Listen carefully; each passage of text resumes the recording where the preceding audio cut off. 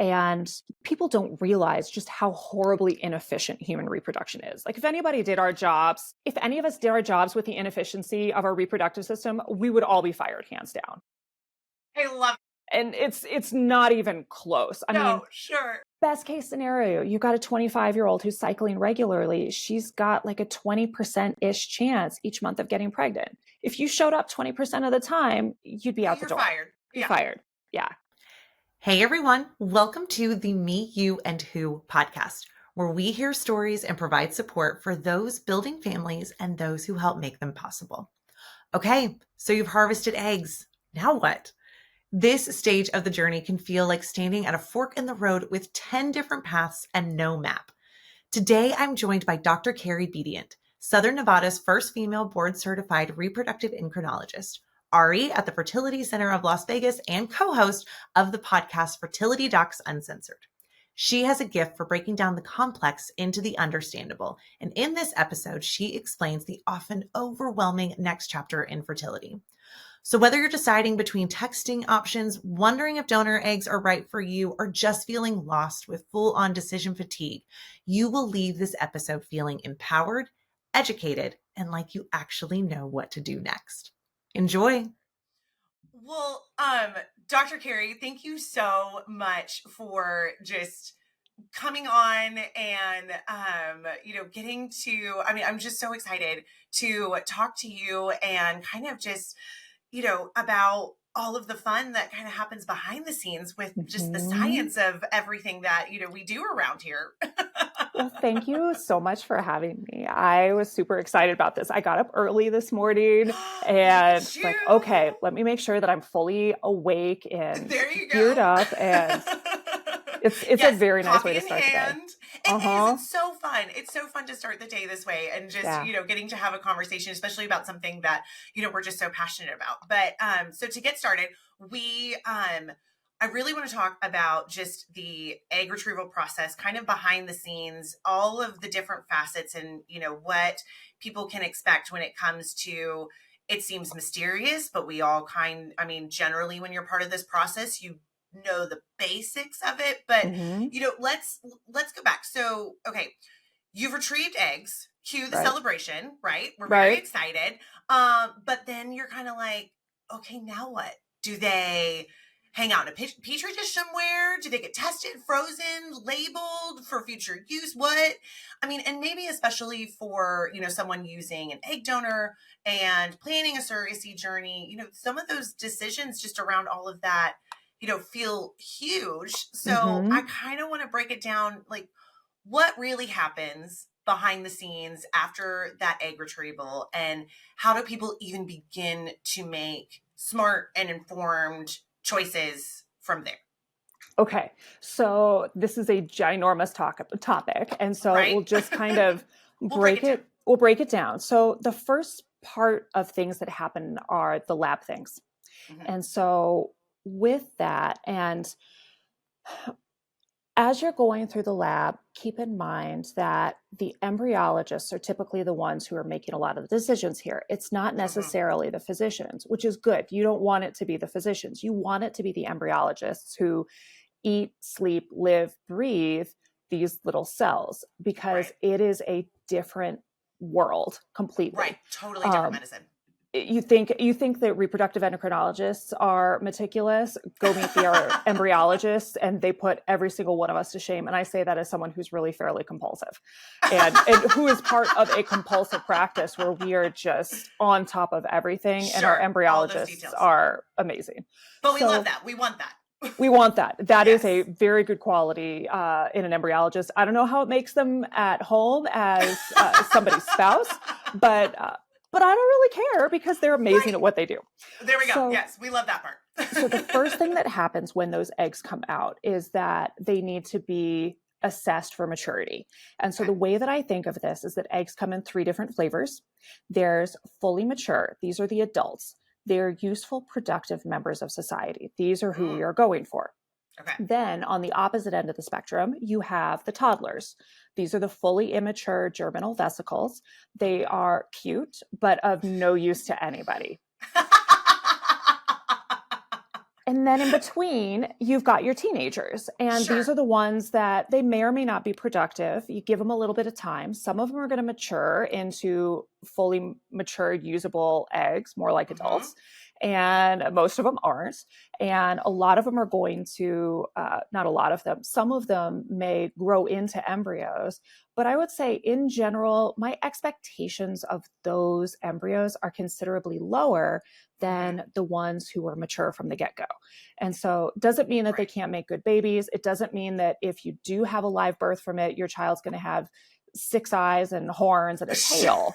Like that is not what I'm saying at all. It's just that the expectation that it's going to implant and go the distance is a lot lower. So that's the very first thing that happens once the embryologists get all those little vials of fluid, usually media that we grow the eggs in, which is what we're rinsing with. And they get those little vials. They're going to dump them into a dish, either in the retrieval room or in the embryology lab. And they're going to make the quick identification of, yes, I've got an egg. No, I don't have an egg. And then a little bit later, they're going to take them back to the embryology lab and they're going to put them under more powerful microscopes and they're going to clean them, which is where you're stripping away the cumulus cells. So these are the cushy cells that the eggs grow into. And so cumulus is if you're, I mean, it's a fluffy cloud. You want a nice fluffy cloud around your egg. And so they strip that away. And then that's where they're identifying your toddlers, your teenagers, and your adults. And then at that point, they're going to sit and hang out in the lab for a couple of hours. And any additional maturing is going to happen. And then usually about 4-ish hours, give or take a little bit, that's when the embryologists are going to take the sperm and inseminate, however that happens, because there's a couple ways that can happen. And so if you've got someone who needs additional work to get the sperm, it's not just a simple ejaculated sample, then that's when that work is happening. You know, whether it is a testicular extraction that's happened the morning of or the day before, they're sorting through, they're finding sperm if they need to, they're washing the sperm sample if it's a fresh ejaculated sample, they're thawing the sample if that's what has to happen. So they're prepping the sperm, the eggs are sitting, and then a couple hours later, usually around lunch-ish time, because all these retrievals, everything's happening in the morning. What they'll do is they'll get the sperm and they'll inseminate. And that can be conventional insemination, which refers to dumping it in essentially and letting the sperm and the egg cohabitate and see what happens. Or it's ICSI, which stands for intracytoplasmic sperm injection, which is actually injecting the sperm into the cytoplasm of the egg so that you have all of that genetic material right there. And so the way that I kind of think about this is blind date format. I love this. And so if you've got natural conception happening in the tubes, whether it's insemination or spontaneous, whatever it may be, that sperm has to get the phone number of the egg. It's got to figure out, like, set the GPS so that you know exactly where it's going. It's got to show up on time. You better hope that it's put on the right clothes and that it can work all the technology that it's going to need to get to the egg's house. And there's an awful lot that has to happen. So when it does happen and it works, fantastic. But there is a very high chance that something's going to go wrong on that journey, and it's just not going to happen. Sure. GPS is going to break down. Something's going to happen. Exactly. Then you've got conventional insemination. So this is where the eggs are out, the sperm is out, and they're placed together in the same dish. So this is kind of akin to both people are being dropped off at the door of the restaurant at the same time. And so odds are a lot more likely something's going to happen because they're both there. Some of the biggest challenges have already been removed. Like, you've already sent them both to therapy. You know that both of them are very reasonable to start a relationship. They can get going. They've passed some of those tests. They've made it to the restaurant. They're dressed well enough so that they haven't gotten thrown out on site. But you still are relying on a lot of chemistry to happen to make it work. Sure. And just for clarity, are all of the eggs and all of the sperm, they're all in this point, they're all in a car together? Or are these all like individually in spaces? So everything's going to depend on the lab because every lab Okay. is unique and they're going to have their own flavor. But a lot of times they'll just all be in together, and so you're Okay. putting in more than enough sperm. And in this case, it's not necessarily like two people being dropped off. It's almost like a speed dating setup There we go. I was about to where, say, yeah. yeah, where you've got one egg that's sitting there and the sperm are rotating through trying to impress her. And I love one it. of them is going to potentially make that happen. Okay. Then you've got ICSI. And this is akin to both of them being dropped off in the same bed at the same time. So it doesn't guarantee that anything good is going to happen, but it makes it considerably more likely because everybody's been primed for, yeah, we're dropping you both off in a bed. Let's see what happens. Mm-hmm. And you don't have to go through a lot of the other rigmarole because that's already occurred. You've already passed the test to get that far. And so, it doesn't mean anybody's going to be good at what they're doing there, but Right. it greatly increases the likelihood of a good time. Okay. And is there advantages, disadvantages? Is that a unique lab thing? Are there testing prior to kind of with a decision of which way we're doing? Okay. Absolutely. And so with samples that are very low sperm counts, Okay. with samples where the motility is really awful, with samples where they are frozen previously. So if you've had a frozen sample, that acrosome reaction, which is the act of the sperm opening the door to get into the egg, like putting the key in the lock, fiddling Sure. with it, doing that 2-3 times to get in, none of that can happen with frozen sperm. So you have to have fresh sperm for that. If you've got some compromise in the sperm, then we want to do ICSI. There's a test out there called sperm QT, where if that's abnormal, then you want to go in. If you've got poor DNA fragmentation, where this is more common in patients who've had a lot of miscarriages. If any of those things are happening, you're going to go directly to ICSI. Do not pass go, do not collect $200, go straight there. Right. With conventional, this is something where it's a little bit more lab preference. So for example, our lab does ICSI for pretty much everybody. Okay. And in part, that's because we have a very high volume of frozen samples and people coming from a distance where that is logistically what we need to do.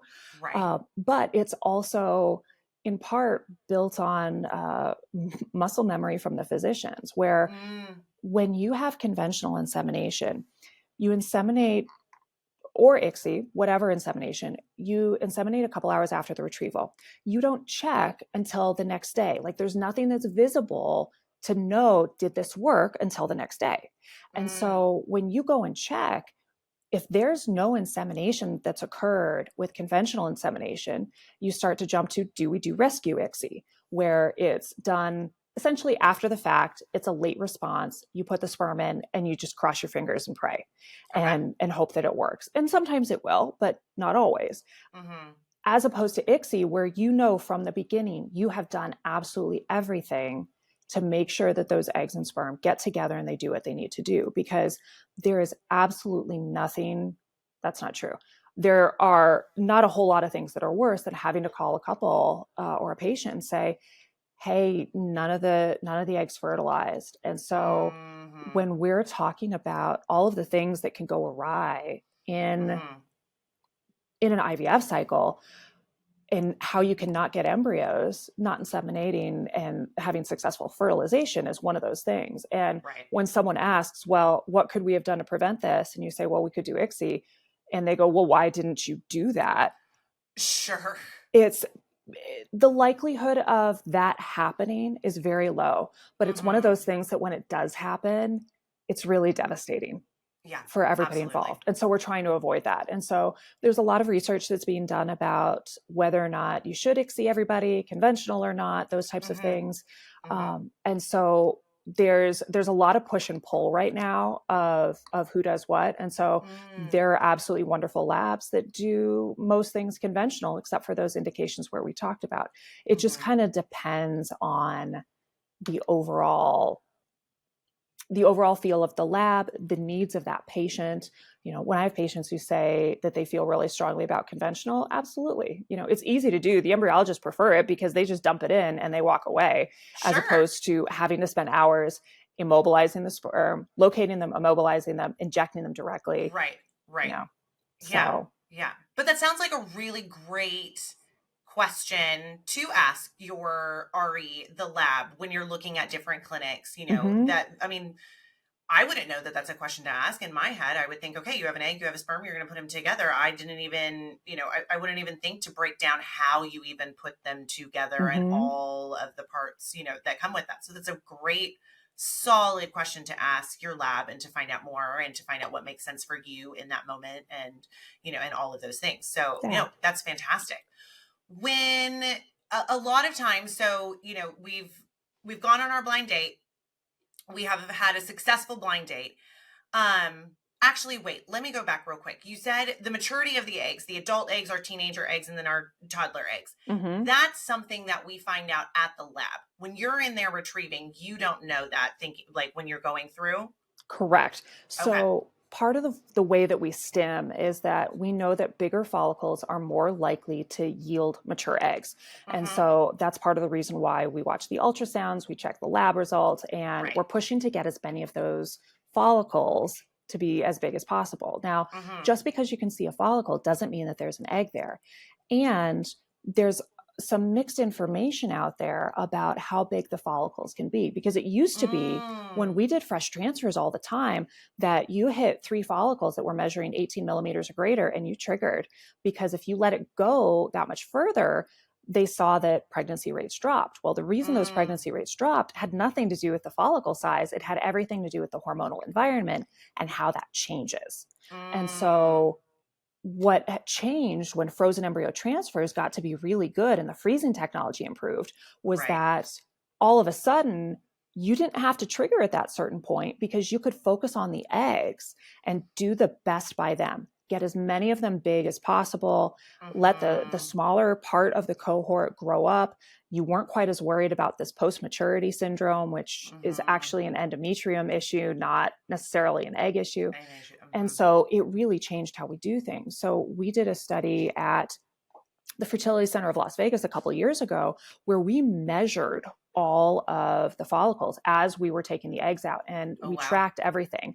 Everybody in the office hated this project because it was a huge ask of every single person who came in contact. Sure. And so, but the really cool thing is that we found you can push these. So what a lot of folks had been doing was just crossing their fingers and pushing. Now we have data for it to go, hey, this is fine. You don't have to trigger at that early point. You can really push further and get as many of those eggs big, which means they are more likely to yield an egg and they are more likely to be a mature egg.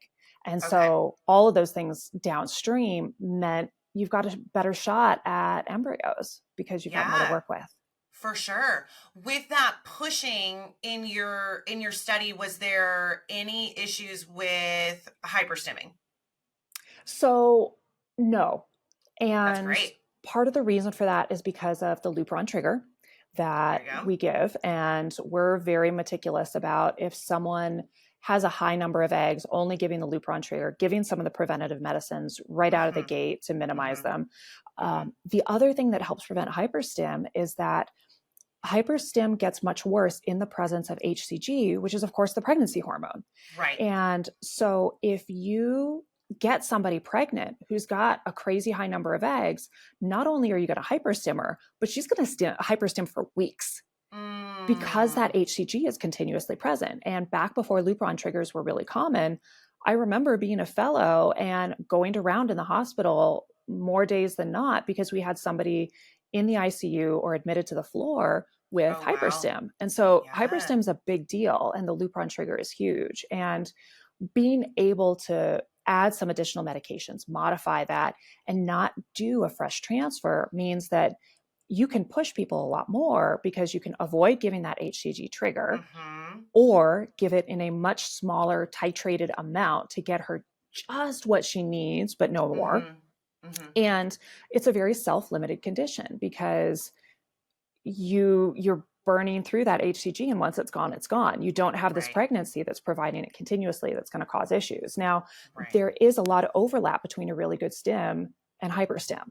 And so that bloating feeling, the kind of vague nausea of, oh, I don't feel good, all of that absolutely happens. But that's true of a really good stim where someone's got a lot of eggs. And so there's a fair amount of crossover there. Right, right. No, absolutely. Well, I love that you have that data of, the push just enough to be successful, but being conscientious of, again, that overlap. I love that description. So, okay. Hey, we'll get right back to the show, but I wanted to take a quick moment to speak directly to those of you dreaming of growing your family. For the past 18 years, we at Egg Donor and Surrogate Solutions have had the privilege of walking alongside hopeful parents, guiding them through egg donation and surrogacy with empathy, expertise, and personal experience. Many of us on the team have been intended parents or surrogates or egg donors ourselves, so we understand just how important this journey is. Whether you're just starting to explore your options or ready to take the next step, we're here to help. You can schedule a free 15-minute call with our team at createahappyfamily.com to get your questions answered and see if we're the right fit for your journey. You don't have to figure this out alone. This is your invitation to learn more and take the next step toward the family you've been dreaming of. All right, let's get back to the show. Description. So, okay, we've gone on our date. It's been successful. What can intended parents expect in terms of embryo development and timing? And I think even with that, there's a lot of thoughts and different ideas behind, the pros and cons of day 3 embryos versus like day 5 or 6. And maybe we need to even break it down a little bit more before we even get to that day 5 or 6. So what can parents kind of expect once, we've had a successful date? So they can expect not a lot of information in real time, I would say, is fairly common. That's great. Yeah, that's a really good thing to know. And it's a lot of hurry up and wait, because everybody's like, okay, when's the retrieval? When's the retrieval? And then you hit the retrieval and then, okay, well, what's happening? And nothing. We're watching. We're letting them do their thing. Like, you've gone there, every day basically to like, okay, is it time yet? Is it time yet? I mean, exactly like you said, it's a lot of hurry up and then this sitting time. Yeah. And so while it's sitting, what's happening is that the embryos are in culture. And so what that means is that they're in an incubator with very controlled temperature and light and oxygen, nitrogen, carbon components being pumped in. And it's extremely controlled to the extent that, I mean, in our lab, we have all these individual incubators. And so the embryos each get their own little place. And the nice thing about them is they're very small. And so when the embryologist opens them to take them out to check or change media or do whatever they need to do, as soon as they put them back in, it re-equilibrates very, very quickly. And so it gets them back to that ideal state as soon as possible. And so most of the time they're sitting there in the dark doing their thing. Love that. And what will happen next is usually the lab's going to check on them on day 3 or so. And let me grab, there we go. So for anybody who's watching on YouTube. Okay. Yes. Pictures. We love a visual. Oh my gosh. That's amazing. So this up here is a mature egg. You can see it's got a really thick zona around it. It's nice and even. There's not a lot of graininess in the cytoplasm. It's not very dark. Everything looks good. This next one is the fertilized one. You can see the 2 pronuclei, so 2PN. This is what we're referring to when we say that. And it's a packet from the sperm and a packet from the egg. And then you can see the cells start to divide. And so this is a beautiful picture of 2 very even cells. And as it grows over the next couple of days, those cells continue to divide. So you go from 2 to 4 to 6 to 16 and so on. And so on day 3, this is kind of a classic day 3 embryo where you can see roughly 8 cells. They're very even. They're very nicely divided. You don't see any fragmentation in there. It's a really beautiful picture. Yeah, and so, it almost looks like a flower. For those who are listening, it almost looks like just petals of a flower is kind of what we're seeing here. Yes. Yeah. Think that's a beautiful description. I'm going to remember that. So once you have that, that's what we're seeing at day 3. Now, the issue with this is that this is very early in development. And Right. that leads to a couple questions. Number one is, well, should we transfer at this point? And Okay. when you transfer at this point, you absolutely can get babies, but there is an awful lot of attrition that happens between day 3 and day 5 or day 6. Because when I'm looking at numbers, typically I'll see, once you get your mature eggs, the majority of those are probably going to fertilize and hit the 2PN stage. And the majority of those are going to hit the multicell stage. So there's very little discrimination in terms of what grows between the egg and the mature embryo. Between the egg and the day 3 embryo. And so as a result, you don't really know which ones to put back. And in an area that is so involved and expensive, you don't want to just be putting embryos back willy-nilly, because that doesn't serve you. Right.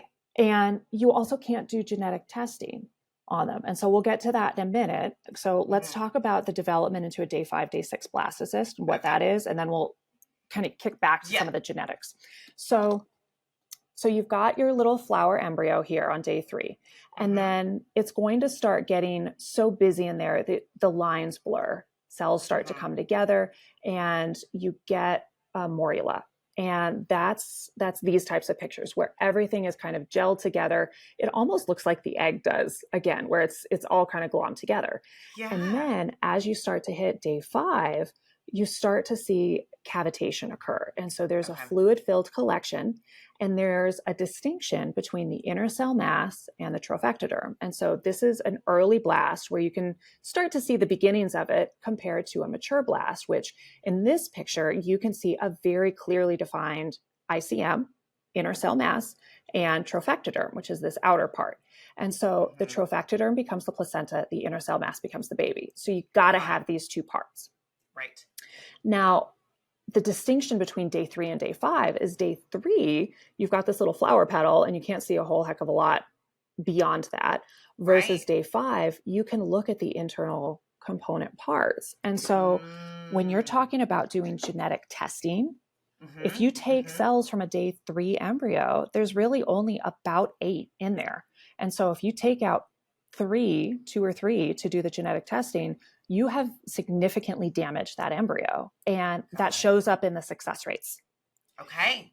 And it shows up in the embryo development numbers. And so that practice has pretty much gone by the wayside. I don't often hear about people doing that.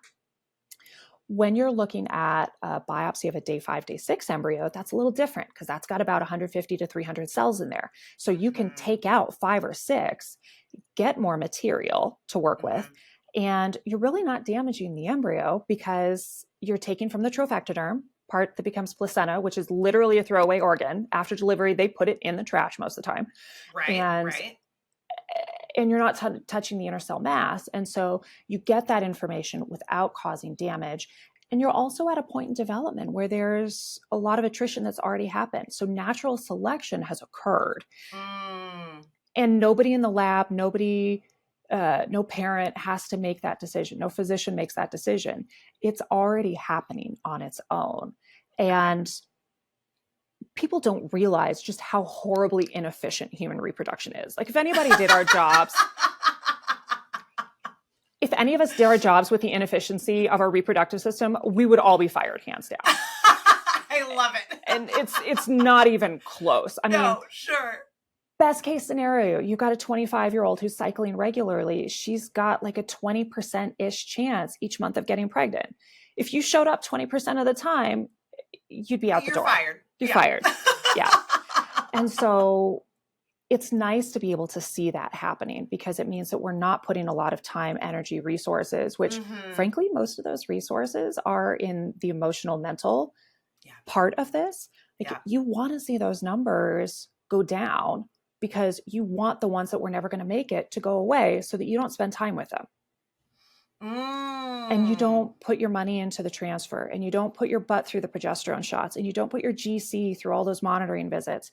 And you don't want to invest in that embryo, because it's much better to invest in the 2, maybe 3 best friends that you're going to have than in the 20 acquaintances that you might have. Like Mm. you want to be a little picky. You want Mm-hmm. to let some of the slackers fall off by the side so that the cream rises to the top and you can choose the Sure. best ones. Sure. That's a really great perspective because I think there's so much put into numbers, and the more the Mm-hmm. better. And I mean, we're even thinking about that with egg retrievals, and just think the more the better. But you're right. There's in when you get to this stage, now we're looking at quality over quantity. Right. And don't get me wrong, if you give me the option between two beautiful embryos and 10 beautiful embryos, I'm going to take any 10 every time and twice on Tuesdays. Right. But you don't want to spend a lot of time on these really crummy ones. And that's where you start to get into the concept of grading and Sure. what those embryos look like, because Mm-hmm. there's two parts to assessing an embryo. There's the beauty competition and there's the talent competition. I love this. And so the talent competition is the PGTA results, Okay. and the beauty competition is the morphology, or its grading. And with that, what we're looking for is how good is that ICM? How good is that trophectoderm? Is the blastocyst expanding? Is it hatching? Is it fully hatched? Mm-hmm. Where is it in that range, that spectrum of what it can be? And so this is where some labs differ, because there will be some labs that freeze and biopsy absolutely everything, Mm-hmm. from the most beautiful textbook specimen down to the one where you're like, is that really an embryo, or did I sneeze in the dish and that's causing a Sure. problem? Like, disclaimer, no one ever sneezes in a dish. There we go. Yes, just That for the record. for the record, that was a purely illustrative example to make you Yes. think of snot, not anything else. And so with that, it's nice because you get to hear about, oh, I've got a bunch of embryos frozen. But I find it's also very challenging because the difference between your best and your worst embryo can be phenomenal. And you don't have as Mm. clear of an idea of, well, what do I have that's really good, that's going Mm-hmm. to have a chance of making it? Mm-hmm. And so there are other labs that are picky when they go through things. They want to see a good ICM. They want to see a trophectoderm. They want to see all of those things come into play. That's where my lab tends to stand, because there is all of those non-tangible costs associated with having a bunch of embryos that are for crap. Because Yeah. that's going through a transfer and having an embryo that doesn't survive the thaw, or having an embryo that doesn't stick when we could have seen that a mile away. Mm-hmm. It's mean. It's really mean. And like I said, there's all these costs associated with it. Sure. And so Sure. we don't want to put people through that. And it's part of what helps make our success rates particularly good, is because we're pulling up the high power microscope and really going in detail and taking a look at it. And I've had some senior embryologists who have come to us from other places going, oh my God, I put so many crappy embryos. I must have put so many crappy embryos back at prior Oh, centers, wow. which is reflected in pregnancy rates. And they're like, I never knew, I never thought to look. And it's not a Mm. knock on anybody, because whether you look or not, if the embryo is going to make a baby, the embryo is going to make a baby. It's just, there's a lot of experience that goes into this experience of the lab, and the experience that the patient, GC, everybody around, even the physician, Mm-hmm. Mm-hmm. calling people with a negative pregnancy test, those days suck. Yeah. And Yeah. like those phone calls, it doesn't matter how many you do, they still It's hard hurt. every time. Yeah. Like I hate it. I hate it. I hate it. I hate it. I hate it. And Mm-hmm. I want to do everything I can to get a positive test so that that's a really fun call. And like, if they're not going to hear what I say, I want it to be because I just told them they're pregnant and they're jumping up and down and they've dropped the phone and they're hugging and they're dancing. Yes, Like, yes. that's why I want them to not hear me, not because I just gave Uh-huh. them devastating news that changed their world. Right. So Exactly.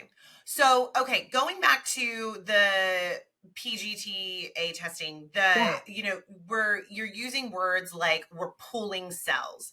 That can kind of feel scary when you hear that. And I love that you mentioned, like, hey, we're pulling from a placenta. We're not pulling from, the cells that can turn into a baby. So that's kind of helpful.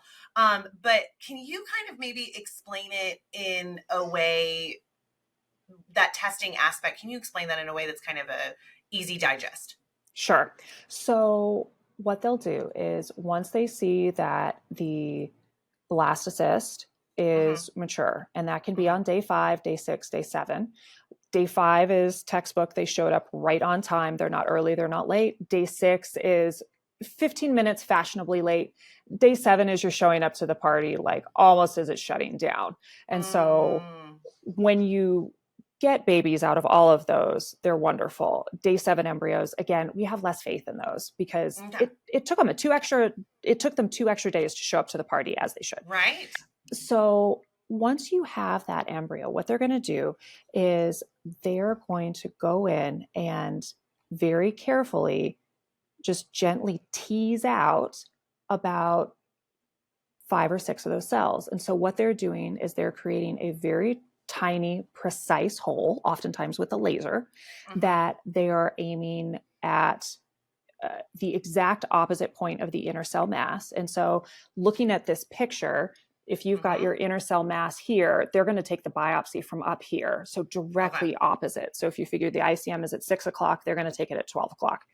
And they make a very tiny, precise hole. And then they take a very fine needle or pipette and just very gently kind of tease it out and draw it out. And so if you're ever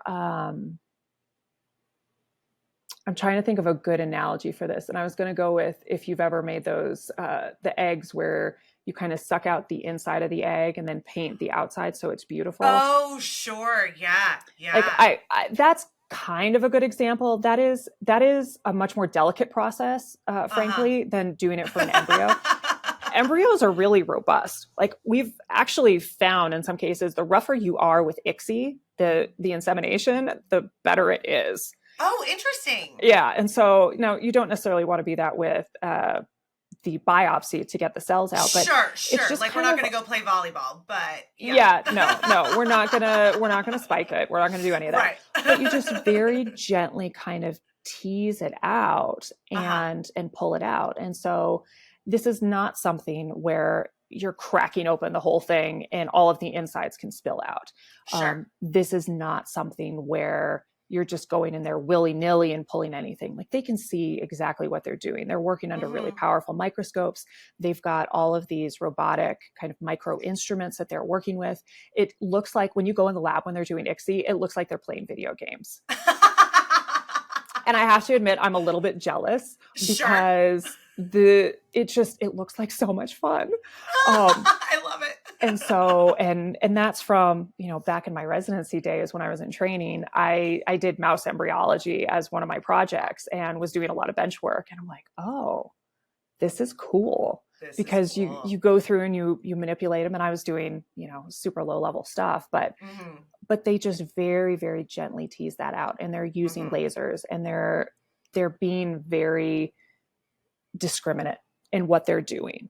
And they want to get 5 to 6 cells out. And this is something where experience matters because when you send off to the PGT company, because this is not typically done in-house in any embryology lab, it requires special equipment, special expertise.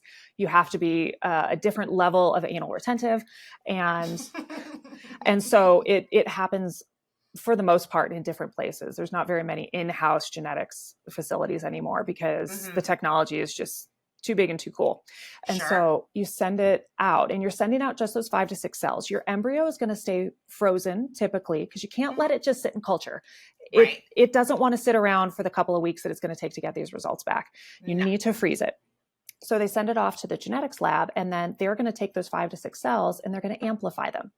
Okay. And it's kind of the equivalent of putting an original in the copy machine and having it spit out several thousand copies and then running your test on those copies so that you have enough material to get the information you need to get.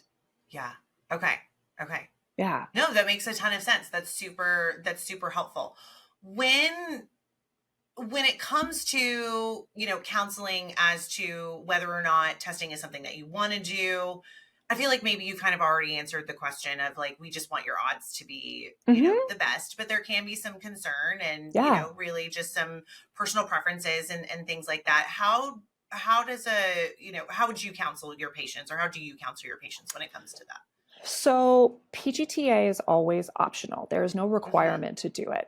I would Mm-hmm. say the advantages of getting PGTA results back are that you know what you have before you have it. And you Okay. know, do you have 46 chromosomes? Are they arranged appropriately? Do you have a male or a female?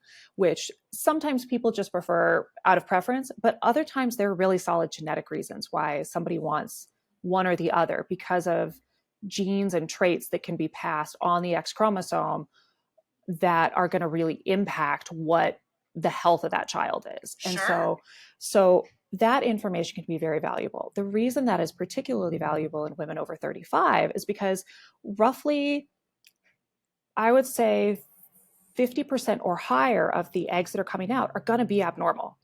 That is Mm-hmm. true no matter how young you look, how cute you are, how healthy you are, how many vegetables you eat in every day. That's always going to be true. And so we know that there's going to be abnormals. So we want to sort through them so that we're not spending time on them. And so it is particularly helpful when you've got somebody over the age of 35 because you can say, okay, I've got 3 embryos, but actually only one is normal. You want 2 Mm-hmm. kids. Let's do another retrieval now. Get the eggs out while you're as young as you're going to be, and then move to transfer later when we have a better likelihood of being able to get to 2 babies in your family ultimately. Mm. So, family planning is one benefit. Avoiding a need for a termination is another because Sure. many of these conditions are not survivable. The embryo just flat out won't implant or will miscarry, but there are a handful that are survivable. And Down syndrome, Turner syndrome, Edwards, Patau's, all of these things that are primarily an extra chromosome landing where it shouldn't, Mm-hmm. those have really devastating consequences. My husband is a pediatric intensive care doc, so he takes care of super, super sick kids.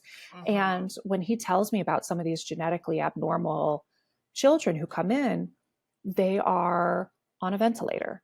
Sure. They don't have meaningful communication. They're not able to communicate with their caregivers. They're technology dependent to Mm-hmm. exist. Right. And that is a horrible position for a parent to be in. It's a Mm-hmm. horrible position for the child to be in. And when we can avoid many of those, it's really helpful, particularly with the climate around termination of pregnancy right now. Sure. There are many places where having a termination of pregnancy or an abortion is just not accessible. And Right. so in those cases, you kind of want to keep yourself out of trouble before you get in. And Mm-hmm. PGT can be really valuable for that. And Mm-hmm. so those are a lot of the things that are really helpful about it. Now, PGT is not necessarily going to change the ultimate outcome, right? So if you've Okay. got 3 embryos and 2 of them are bad and 1 is good, let's say you transfer the first bad one and it's a negative test, you transfer the second bad one and it's a miscarriage, you're still going to get to the third one and transfer it and have a baby. But what you go through to get there is going to be very different. And a lot of Mm. people have trauma going through the fertility process because they feel like their bodies failed them, they feel like they are broken, Yeah. and they feel like it's their fault. And so having somebody go through all of those extra things, it won't necessarily change anything physically, but it's going to leave a mark. Yeah. And so if we can avoid some of those, it's really helpful because many people quit the IVF process when they still have embryos because Mm. they have lost hope, they have lost faith, they're out of money, they're Mm-hmm. frustrated, they just have thrown in the towel of this just isn't going to happen for me. And Yeah. if we can skip over that, it helps us to get to where we want faster. And I remember when I first started practicing it at Fertility Center of Las Vegas, I was having a conversation with our statistician, who is an amazing numbers guy, but he's like, well, it's just a miscarriage. And I'm like, there's nothing benign about a miscarriage. They Uh-huh. hurt. And so if you can avoid them, there are enough screwball things that happen with pregnancy and parenthood. Let's not Sure. add to it if we don't have to, because Yeah. there's going to be plenty that happens that nobody's got control over. And so let's try and make the things that we do have control over a little bit gentler. Yeah, absolutely. Thinking back to, so again, kind of what you're typically testing for and, all of those things, how much can an intended parent expect to, okay, I know that this is a great embryo genetically testing. And then maybe down the line, you find out, whoa, my kiddo has this, rare heart disorder and, Mm-hmm. things like that. So it's a net to catch a lot of things, but it's not 100%. You got it. And I am so glad you said that, because it's not 100% in a couple ways. Number one, it's not 100% in the results of the test. It's 98.5% roughly, or usually 95% or greater, depending on the type of platform that you're using, which there are differences in those, and those differences are important. And so that's a whole conversation in and of itself. Right. But no test is 100%, even the absolute best ones. And so that includes PGT. So there's, roughly a 1% chance, at least using the platform that we use, that you're going to get an abnormal result that's truly normal, or you're going to get a normal that's actually abnormal. Now, that happens very rarely, but it does. And so that's something to consider. Many of the other platforms that are out there allow for higher levels of mosaicism. And mosaicism is 2 cell lines. And so it means your result comes back and it's not totally normal. It's not totally abnormal, but it's not totally normal.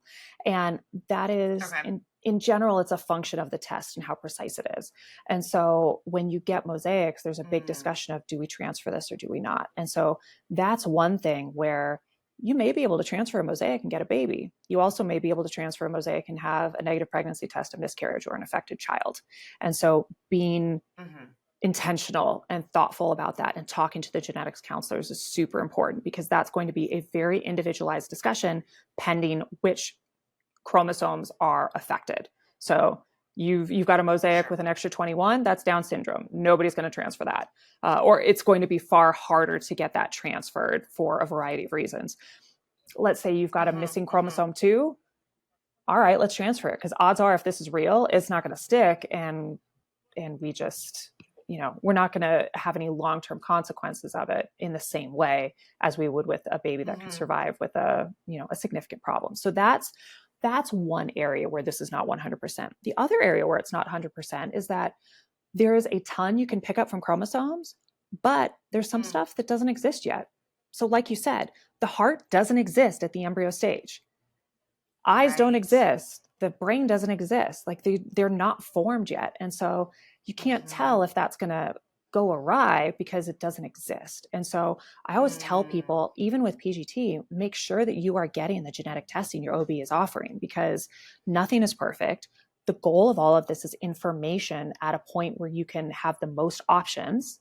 And so get the genetic testing, get the anatomy scan, get all of those things, because if there's something that's picked up, you want to confirm it, and you want to then be able to make a decision on it. Now, I do make my patients, especially my really anxious ones, solemnly swear that they will not freak out if they get an abnormal non-invasive prenatal testing, the NIPT. Like these tests are all designed to pick up the abnormality. The sin is to miss it. The sin is not to overcall it. The sin is to miss it. And so the absolute next step in any of these things, if you have an abnormal NIPT, which is the testing that happens kind of towards the end of the first trimester, they're going to do a confirmatory test. And so I make people promise me that they will not freak out if they get an abnormal until they get the confirmatory test. Because the vast majority of the time, it's totally fine. Yeah. It's just the test is designed to pick up anything. And you want that. You want that information. But it is very anxiety provoking. For sure. For sure. So in situations where, okay, you've had all of this, you've had the PGT testing, you've had, you've gotten all your embryos, you've gone through a series of transfers, things like that. How do you counsel parents to know when, hey, maybe it's time to look at a donor egg scenario, or maybe surrogacy is the right step, or both? How does that conversation? There's some hard and fast parts of it, and then there's a lot of nuance to it. So the hard and fast things are the big obvious. Like if you've got an intended parent who's 48 years old, she's going to need donor egg, because yes, there will always be the news reports of that person here and there who conceived at a very late age, but the odds are it's not going to happen. And while we do deal in miracles, we work with statistics. And we want to work with probability. And I don't want to have to treat 1,000 patients just to get that 148-year-old who's going to get a baby. I want the other 999 to have babies too. And most of the time that's going to mean a donor in this case. So there's some of the obvious ones. Now, there's the less obvious ones, the people who they stim and they just can't get embryos, the people who we get embryos, but they're just abnormal, and they're running out of steam. They're just, they're getting tired and they're frustrated and they don't want to go that route. There are some people who we get to transfer and their endometrium just will not thicken up. And a lot of times we'll do a test transfer and say, okay, let's put this embryo in. We know it's not ideal, but this is the best we can get. So let's see. And sometimes that does work. But if you only have one embryo and you had to work really hard to get it, you may be more likely to say, okay, I need a surrogate because I can't take any chances with this embryo. There are going to be people who have miscarriage after miscarriage after miscarriage. Some of them will find out that they have a uterine abnormality where the shape is not as it should be. And it's abnormal in some way. And so I have a patient who she's absolutely wonderful. She's Mrs. Nevada. And her entire platform that she worked with when she was her reigning queen year was "You are not broken," because she went through multiple miscarriages. She has a heart-shaped uterus. All of this is public. I'm not giving up any secrets. No, for sure. but she ended up using a surrogate in order to have her little girl because her uterus was not involved. It was not wanting to cooperate. We could get her pregnant and then it would just be lost again and again. And so she opted for a surrogate. And so there's a lot of personal in this. I have one woman who she went through 2 embryo transfers, a negative and a biochemical. And she was like, I cannot do this. I absolutely can't do this because she had had a miscarriage before. And so she got a surrogate. And then 8 weeks later, she was pregnant with her own baby. Oh, wow. And so she's going to have a surrogate baby and a child that she delivers within about 8 weeks of each other. Whew. And Power to you, mama. Amen to that. She's the sweetest woman who makes the best pumpkin bread. Her mom makes the best pumpkin bread, I should say. And so there's some of these things are hard and fast and some of them are more nuanced of where is this couple in the same way that some people, they need to skip over the minimal treatments. They need to go straight to IVF because they're not in a place where they can handle the difficulties and the really nasty potholes in the road to get to building their family. Right. No, that makes a ton of sense.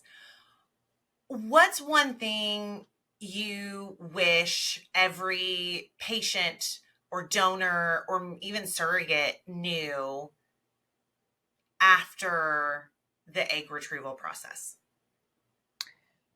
The numbers are going to go down. It's normal and it's expected. And take a deep breath because we only need one. Yeah. And that's beautiful. There's, and all of us have stories of one follicle, one egg, one mature egg, one embryo, one baby. And while, yes, I would much rather have 20 follicles and 20 eggs, sometimes it just takes one. And so given the option, I would love to not tell parents anything until the final number of this is your PGT tested embryo number. That is not realistic. Everybody wants to know all along the way. Right. Absolutely. But I think people put themselves through a lot of unnecessary pain and angst when they're agonizing over these numbers. Like I'll have somebody who's got 20 eggs and it goes down to 5 embryos. And I'm sitting here ecstatic because I've got 5 gorgeous embryos to work with. And they're upset because it was 20 eggs. It was 20 eggs. Where did all those go? Why didn't they grow? Right. And they didn't grow because they weren't supposed to grow. Something wasn't working about them, and that's normal. And it's good that they fell off when they did so that we didn't invest in them and that we can put our energy in the ones that do. And so I think a lot of people have just a ton of angst about those numbers when what they're watching is natural selection in process. And normally we don't get to see that, but in the IVF lab, we do. Right. No, that makes a ton of sense. If you could give just maybe one sentence of reassurance for someone feeling overwhelmed, no matter what stage you're in. I feel like when it comes to IVF, it's decisions. You get decision fatigue. You have to. Oh, yes. Absolutely. This the route? Is this the fork in the road? I mean, you get decision fatigue and it can feel so overwhelming. So if you could give any sort of, just reassurance at any stage, what would that be? Just do the next best thing. Mm, Take the next step forward, because if you can't move forward in any way, you're not getting anywhere. But if you right. can take one tiny step and get the entire database of donors down to a selection of 10, Mm, mm-hmm. then you can take the step after that and take 10 down to 3, and then Yeah. 3 down to that 1. And if you can take teeny tiny steps, there's, the joke, how do you eat an elephant? One bite at a time. Right. How do you climb a mountain? One step at a time. Yeah. It's true. You just do the next best thing. And yes, I am stealing that from the lyrics of Frozen 2. That yeah. Yes. No, absolutely. Anna and Olaf know what's up. 100%. And so it's true. It is absolutely true. You have to just take that next little step. And I see so many people with analysis paralysis, where they're trying to decide the entire course of treatment and their lives in one setting. And you don't need to do that. Yeah. There is a point at which you truly have to trust your team, because I know full well when I'm counseling someone, they can't look that far ahead. It doesn't matter how smart they are. They are in it. It is their family. It is them. Yeah. There's a ton of emotions that they're having that their team has, but in a very different way. Because and I know this for sure is true of my team, and it's true of most other docs and their teams that I know of. We are all very invested. And so, no, it's not going to be the same as you. But when something doesn't go well, we feel that very acutely. Yeah. And so we want to look at the big picture and say, all right, what do you need? So we will take care of a lot of that big picture stuff. And then we will just kind of inch you through, okay, this is the next thing that's going to happen. We're at the retrieval stage. You don't need to know all about the transfer stage right now. Right. And there is a level of trust there, and there is a level of, this team is doing the best thing for me. And there will always be times where we don't hit the mark for whatever reason, but it's very rarely from carelessness or a lack of trying or thinking we're doing anything other than the best. And so there's a lot of trust that you have to put in the team of, they're doing what they can to get that positive pregnancy test to get me where I need to be, because I promise you, it's not just me that wakes up at 2 a.m. I have staff members coming to me going, I was thinking about this woman, and I just I am awake at night thinking about whatever her circumstances are. Yeah. And so we carry that with us, and we are better able to distance from it and take an analytical look and go, okay, these are the pieces of chess that we need to move in the right direction to get you to checkmate where you want to be. Yeah. So. No, I mean, yeah, I beautifully said, because you're so right. It takes a lot of trust to be a part of this process. And part of that trust is having trust in that team that you're building, for all the way from your clinic, your agency, your donor, your surrogate. All of it requires that trust. But it's exactly like what you said, that team is there rooting for you, just rooting for you. Yeah. And those decisions, yes, we can take a step back and kind of look at it in a more analytical way.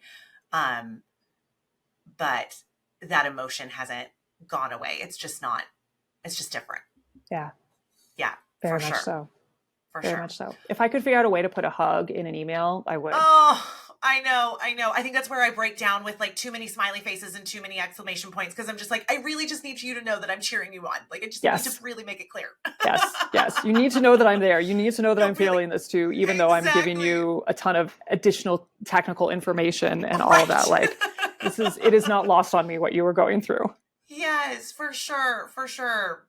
Well, Dr. Carrie, I have one last question for you. And, again, just thank you so much for taking something that is so detailed and complicated and can be so overwhelming and breaking it down for us.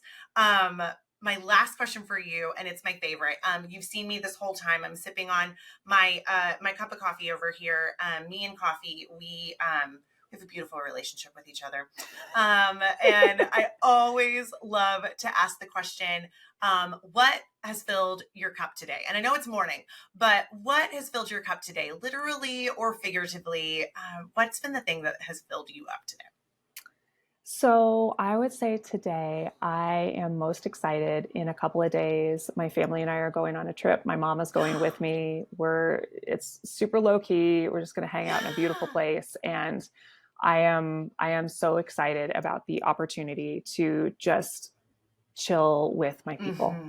And play card games and go look for shells and things like that. And so that's really what I am very excited about right now and what is keeping me going. Oh, for sure. Just getting to have some simple time. Very much. Very much. My goal is to turn off all the technology and avoid it as much as possible for 1 week. Absolutely. No, for sure. For sure. And yeah, very deserved. Very deserved. No, that's fantastic. I'm so excited for you and your family to get to have that.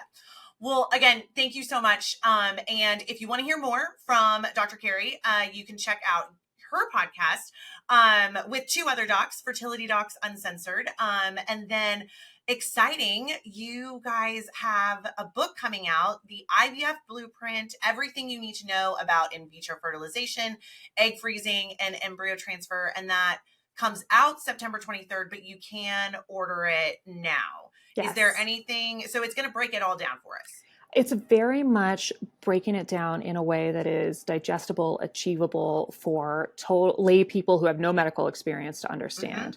It's divided into 4 sections: the prep, the retrieval phase, the transfer, and what happens after. And then the last section is really focused on egg donation, egg freezing, surrogacy, sperm donation, the reasons that you do IVF that aren't for fertility, like some of the genetic things, all of the other circumstances that people go through fertility treatment for. And so we took a lot of time and care in making sure that it's technical enough to get you the information you need, but it's presented in such a way that you don't want to just use it as a doorstop. It's not a textbook. It's not a textbook. It's not gonna gather dust. And so we really wanted it to be something that somebody could just grab, shove in her purse, and have it be a comfort object almost as she's going through this process. So she's got something to flip open and go, oh my God, they just told me how do I do this? What do I do? How do I not freak out? And knowing what to expect is very helpful, because uncertainty is what drives really a lot of us over the edge, and having an idea what to expect is helpful. And so we wanted to do that, because there's no way that any one physician appointment can explain everything. And this is really the first definitive authoritative guide that's written by multiple physicians, vetted across multiple systems, to break down just the IVF process from start to finish. That is awesome. That is so, so exciting. Well, thank you again. I super appreciate you and everything you do. And again, if you want to go hear more from Dr. Carrie and her cohorts, it's Fertility Docs Uncensored. So thank you so much, Dr. Carrie. Thank you so much for having me. This is a lovely way to start my day. The best.